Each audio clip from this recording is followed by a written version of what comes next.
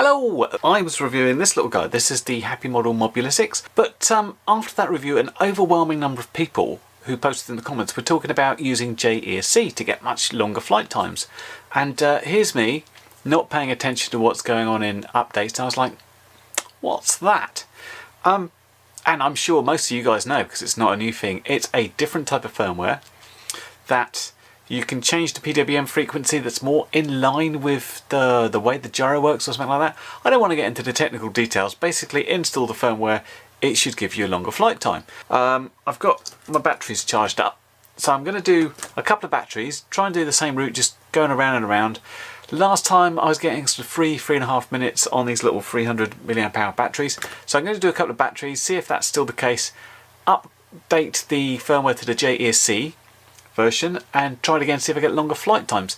So yeah, that's what I'm going to do. I'll go fly this, we'll come back to the screen, I'll do the updates and we'll fly it again and see what difference we can get in a sort of direct comparison. Join me in a sec. And through the magic of editing, here are those two bits of footage side by side. Anyway, flew these around until they hit 3.3 and we had one of them go at 331 and the other at 336. So really quite consistent there between the two batteries. Well, that seemed to tie up with what I'd done in the original review, so flying reasonably gently between about 40 and 60% on the throttle, just going around the house. That seems reasonably good. So now down onto the computer and we'll see what we have to do.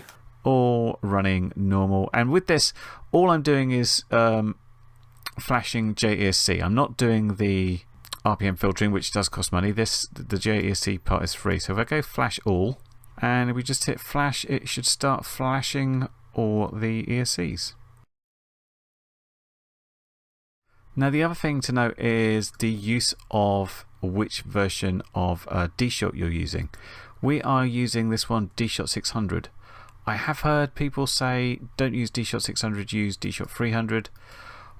I'm going to try on D-Shot 600, see what happens, and if I need to move over I will do. And just like with the BR Heli version, I did the same thing. I took off, flew two batteries, ran and around, which I speeded up for your convenience, and I stopped when they hit 3.3 volts. And we did get further. 4 minutes and 9 seconds for one of the batteries, and slightly more with 4 minutes and 15 seconds for another battery. So yeah, a good 30 seconds more.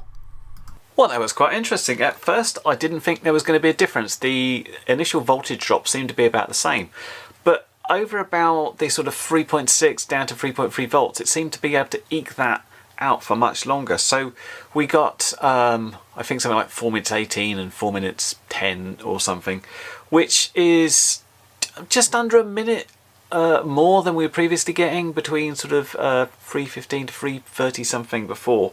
I'm getting, you know, at least a good 30 seconds more out of something small like this.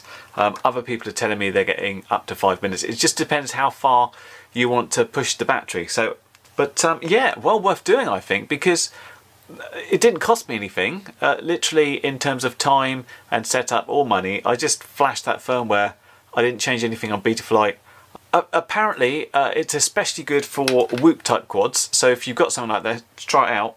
Anyway, I hope that was helpful. Just a little comparison about what's BR Heli S and JESC's like, and thumbs up for JESC it turns out. Anyway, catch you next video. Bye for now.